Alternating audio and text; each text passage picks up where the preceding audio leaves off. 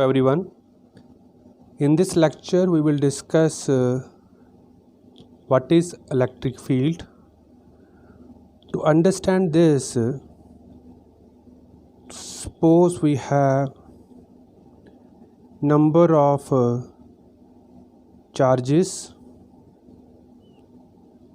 that is electrical charges, and suppose we represent with the help of a Q1, Q2, Q3, Q4 and Qi. These charges are known as source charge. And second, suppose we have a single charge that we represent with the help of a capital Q, then this charge is known as test charge. Here in general,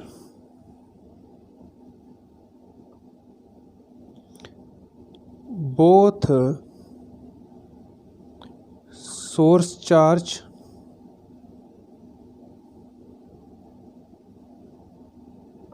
and test charge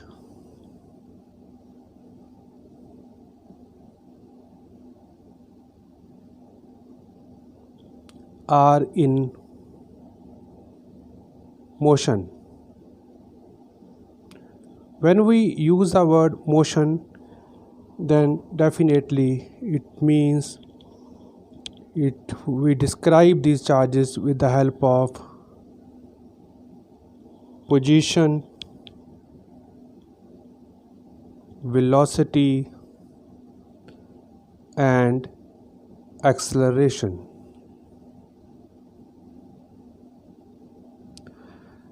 Now here we are interested to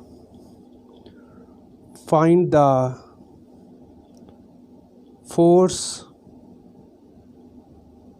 on test charge Q due to source charge.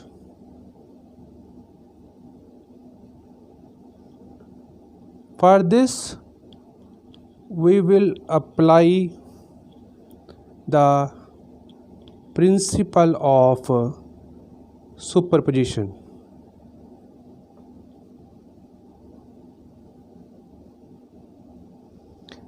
As per the principle of superposition, the total force on the test charge Q is equals to F1 plus F2 plus F3 plus so on. So here F1 is the force on test charge Q due to source charge Q1 alone. Q1 alone mean there is no effect on the other charges on test charge Q. It means here we consider only Q1 only and ignore the other source charges. Okay, then similarly F2 is the force on Q due to Q2 alone. So in this case we ignore the presence of other source charges. So this is the principle of superposition. Now here, to generate the formula, suppose for we have a single charge only. Suppose we have a single point charge. Single point charge mean here we have a single test source charge only.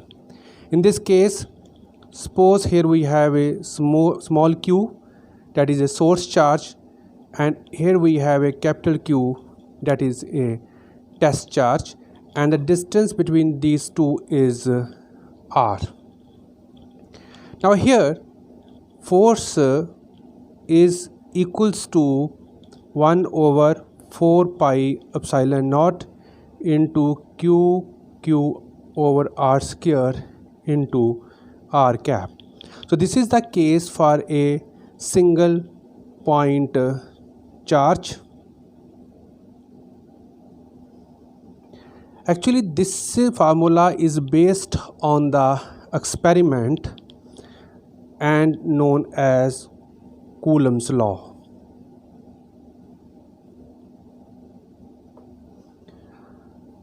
Okay, then this is the case. So according to Coulomb's law, like charge repel each other and unlike charge attract each other. Now this is the case when we have a single point charge. Now when we have a number of charges, for number of charges or bunch of charges, we can write force is equals to, again we'll rewrite the question first, that is F first mean this one, F1 plus F2 plus F3 and so on, and this is equals to 1 over 4 pi epsilon naught q1 q over r1 square into r1 cap plus 1 over 4 pi epsilon naught q2 q over r2 square into r2 cap plus 1 over 4 pi epsilon naught into q3 q over r3 square into r3 cap and so on.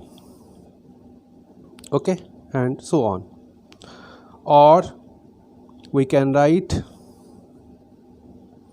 1 over 4 pi epsilon naught q, and here we can write q1 over r1 square r1 cap plus q2 over r2 square r2 cap plus q3 over r3 square r3 cap and so on. Okay, so in continuation of this, we can write force is equals to 1 over 4 pi epsilon naught q. To generalize this, we can write summation I equals to 1 to n, and here we have qi over ri square into ri cap. Okay, or we can write this is force is equals to charge into E. So where E is the thing, this is the electric field, and here electric field is equals to 1 over 4 pi epsilon naught summation I equals to 1 to n qi over ri square into Ri cap. Okay.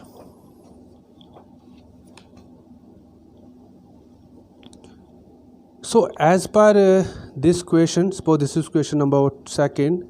So as per this question, the electric field is equals to force per unit charge. So as per this, so electric field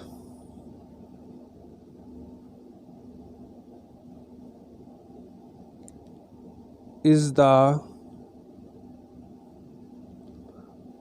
force per unit charge that would be exerted on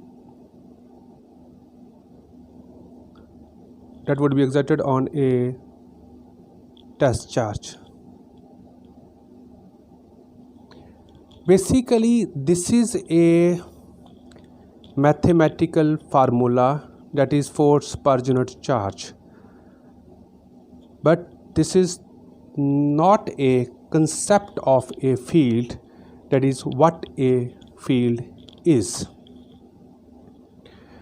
Now here, in continuation of this, we will discuss electric field for continuous charge distribution. So till now we discussed the electric field for discrete charges, but here we will discuss the electric field for the continuous charges. Suppose this is here we have a continuous distribution. This is a continuous distribution, and here we have, suppose this is a charge element. Then we can, and suppose this is a charge element dq, then we can rewrite the above equation for electric field like this, that is ER is equals to 1 over 4 pi epsilon naught. Here we replace the summation with the integral, and we can write 1 over r square r cap, and here we have a dq. So this is the general formula. Now for special cases, suppose the first case is for line charge distribution.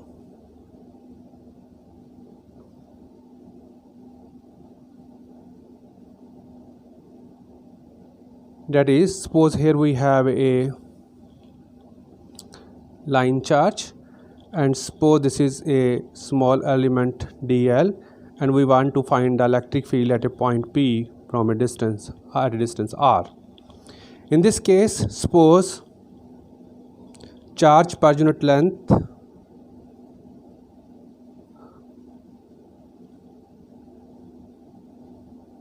is equals to lambda, then dq is equals to lambda dl.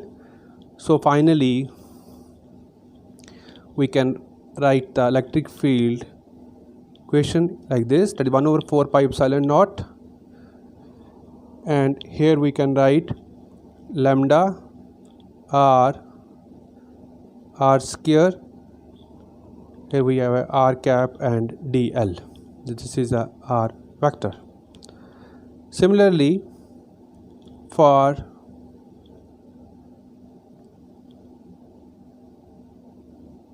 surface charge distribution,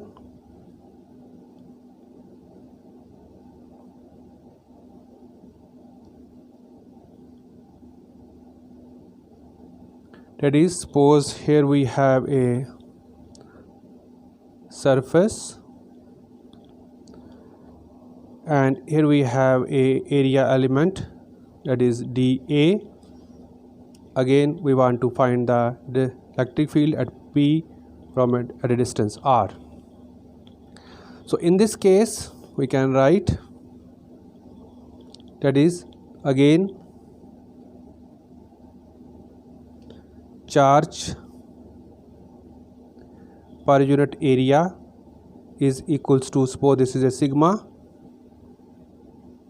then dq equals to sigma dA, and finally equation for electric field is equals to 1 over 4 pi epsilon naught integral, and here we have a sigma r over r square r cap and dA. Then last case here is for volume charge distribution.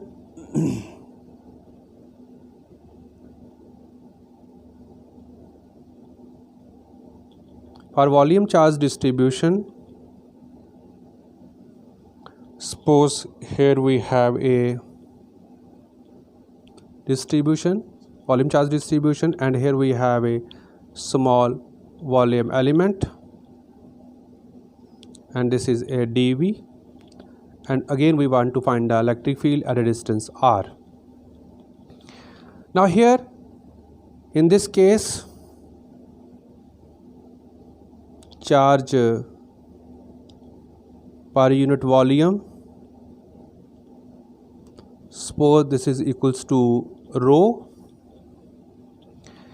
and then dq is equals to rho dV.